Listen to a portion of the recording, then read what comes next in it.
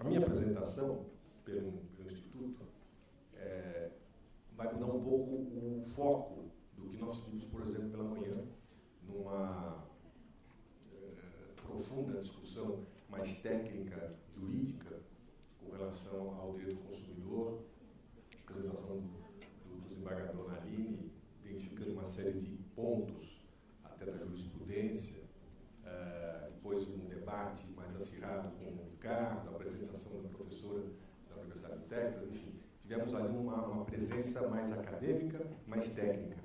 A minha não, nós vamos desenvolver uma outra face da defesa do consumidor, que, ao meu ver, está merecendo uma maior reflexão. Brevemente, o nosso instituto foi formado em 2005 por 8 grandes empresas, líderes mundiais de hardware, software e eletrônica.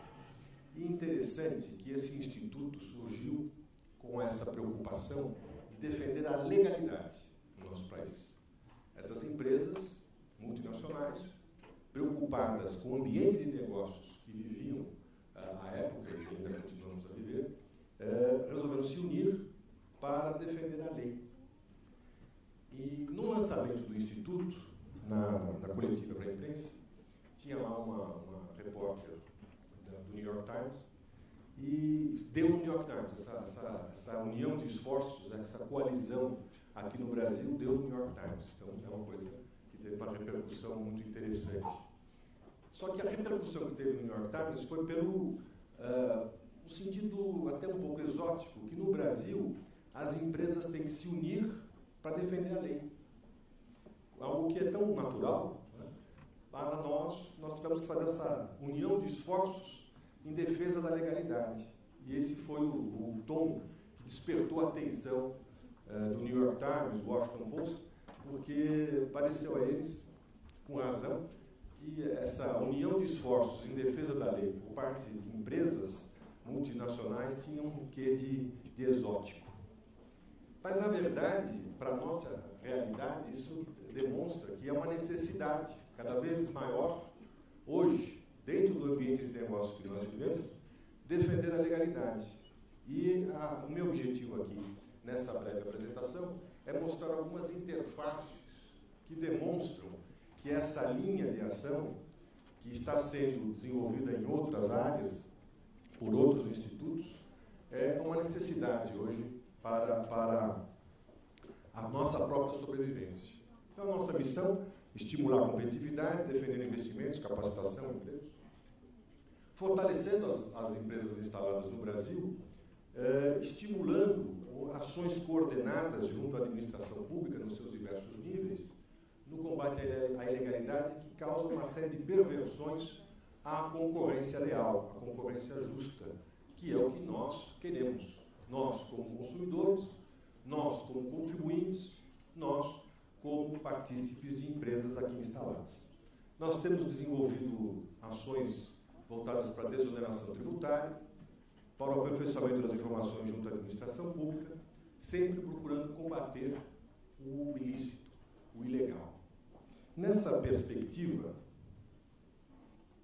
e aí entrando mais especificamente no tema do nosso seminário, do direito do consumidor, nós temos que fazer uma afirmação típica do brasileiro, né? A lei que pegou. Porque no Brasil, às vezes, a gente vê situações em que, na avaliação que se faz de uma proposta legislativa, muitas vezes fala, essa lei não vai pegar. Coisa estranha, né? É exótico isso também. Essa lei não vai pegar. Então, a gente fica na expectativa, será que a lei vai pegar ou não? No debate do Código de Defesa do Consumidor, havia pessoas, setores da sociedade brasileira, que afirmavam, não, essa lei não vai pegar. É uma lei interessante, mas muito bem elaborada, mas não vai pegar. Na verdade, essa expressão era mais uma torcida do que uma constatação. A ideia de que seria bom que essa lei não pegasse. Mas está prevista na nossa Constituição, nas nossas disposições transitórias, e rapidamente, mercê de um trabalho que foi elaborado à época por os mais competentes juristas, essa lei, há 20 anos atrás, foi finalmente promulgada. E foi para nós um grande avanço. Primeiro, pelo sentido da elaboração da lei. A elaboração do Código de Defesa do Consumidor, eu tive a satisfação de poder participar desses debates representando a indústria eletrônica à época, ela deu um novo sentido à própria Constituição. A nossa Constituição Federal, ela define a nossa democracia como representativa, vamos eleger os nossos representantes, parece que precisamos aprender cada vez mais nesse processo de eleição, mas também é participativa, ou seja, estimula que o cidadão, que a sociedade civil organizada participe do processo democrático. Isso, assim, nós temos que aprender muito. Né? E a elaboração do Código de Defesa do Consumidor teve esse sentido didático. Participaram no Congresso Nacional dos debates os setores voltados à defesa dos consumidores, associações civis, as associações empresariais, enfim, um debate intenso se instalou na Câmara e no Senado, discutindo ponto a ponto. Eu participei de inúmeras audiências públicas, e esse processo foi contaminando, de certa forma, toda a sociedade brasileira. A imprensa foi repercutindo esse debate, os anteprojetos iam sendo discutidos, e afinal aprovado em 1990, entrando em vigor em 91. Então, houve um amplo processo de participação. Pelo lado empresarial, a gente percebia, num lado mais crítico, de que essa lei inviabilizaria os negócios no Brasil. Que essa lei, pelo lado das punições ali previstas, administrativas e penais, nós teríamos um processo muito difícil para o desenvolvimento das atividades empresariais por conta dessa força repressora que o Código abrigava. Mas eu sempre fui otimista, eu sempre procurei identificar no Código uma oportunidade de aperfeiçoar as relações, necessárias relações entre empresas, entre os consumidores, e também estimular uma nova visão para o poder público, na sua inserção. Hoje, o desembargador Nalini colocou com muita precisão que o servidor público presta serviços, ele é um funcionário público. Né? E nós temos ainda que resgatar ou superar uma ideia de que nós vivemos ainda num grande cartório, né? Que o serviço público é um favor que nos é prestado. Ainda existe isso muito arraigado em setores da administração pública. Eu tive a oportunidade de participar, de mudar de lado do balcão por 8 anos, que foi um período extremamente honroso, de grande aprendizado para mim, e eu encontrava no serviço público pessoas que achavam que o serviço público era um favor, né? Que não havia uma necessária contrapartida por parte do cidadão àquele serviço. E achava que, prestando o serviço, quando prestasse, o cidadão deveria estar muito feliz com isso. E é muito comum até hoje, eu me afastei da advocacia contenciosa, mas a ideia do bombonzinho para o funcionário, né? Você leva lá no balcão uma balinha, como se aquilo fosse uma relação de amizade, né? Eu conheço a Dona Maria, que cuida das ordinárias, eu conheço o seu Antônio, que fica no sumaríssimo. Então, a pessoalidade, né? Que infringe até as previsões constitucionais, a pessoalidade é algo que vai se impondo, continua ainda uma realidade no serviço público brasileiro.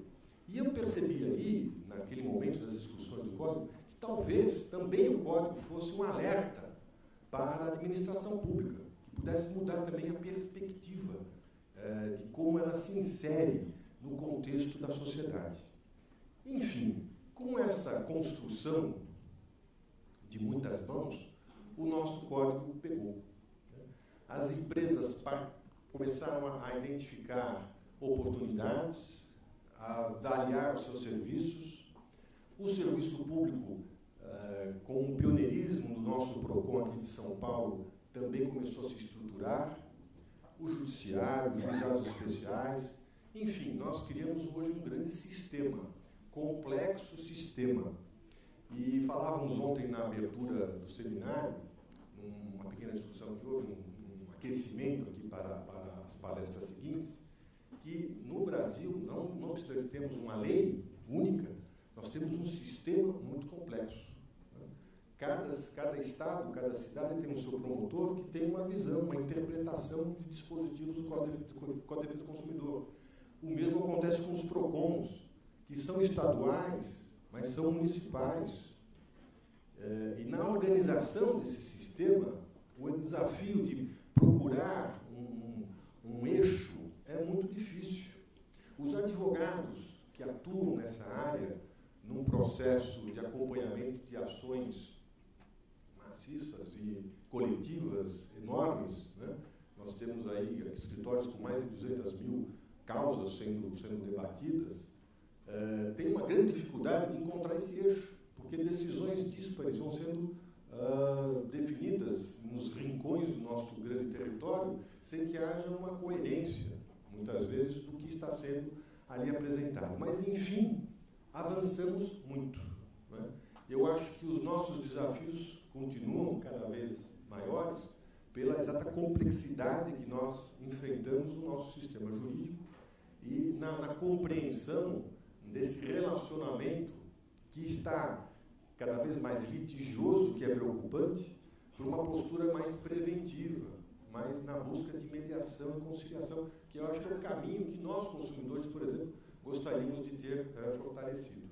Me parece que o consumidor não quer o litígio, né? A empresa também não quer, mas a situação vai caminhando para que esse litígio vá se instaurando cada vez mais. E os juizados especiais, que deveriam dar uma solução em até 6 meses, entraram também na rotina comum de você ter ações sendo debatidas por anos, né? O que contraria completamente o próprio princípio do juizado especial. No nosso código, eu não vou aqui repetir o que já foi brilhantemente apresentado pela parte da manhã, mas só para definir alguns conceitos, no artigo 4º nós temos os objetivos e os princípios da nossa lei, né? Os principais objetivos: proteção à saúde, à segurança e aos interesses econômicos. São, acho que, 3 grandes princípios instituídos nesse artigo 4º do Código de Defesa do Consumidor. E dos objetivos aos princípios, né? Garantia dos produtos, a educação, a informação, a coibição e repressão eficientes de abusos, e aí é algo interessante, inclusive de concorrência desleal, e a utilização indevida de eventos e criações industriais das marcas e normas comerciais. Ou seja, o Código de Defesa do Consumidor tem como princípio a garantia da qualidade do produto e do serviço, da assistência técnica desse produto e desse serviço, e, entre os abusos, combate à concorrência desleal. Começamos a entrar, então, na seara da questão do mercado ilegal, que é o que nos afeta diretamente, que vai ser o objeto da nossa apresentação. O próprio Código de Defesa do Consumidor tem esses princípios muito bem claros, que nós, muitas vezes, nos esquecemos. Código de Defesa do Consumidor defendendo concorrência, Código de Defesa do Consumidor entrando na questão da preservação da criação, da marca, da patente. Sim, está lá no artigo 4º. E o que nós temos, numa situação de aparente antagonismo, mas na verdade se complementam, é uma visão preventiva, que o Código estimula muito, ao lado das sanções, que é aquelas que preocuparam tanto os que participaram do processo de discussão da Lei de Defesa do Consumidor. A questão das sanções penais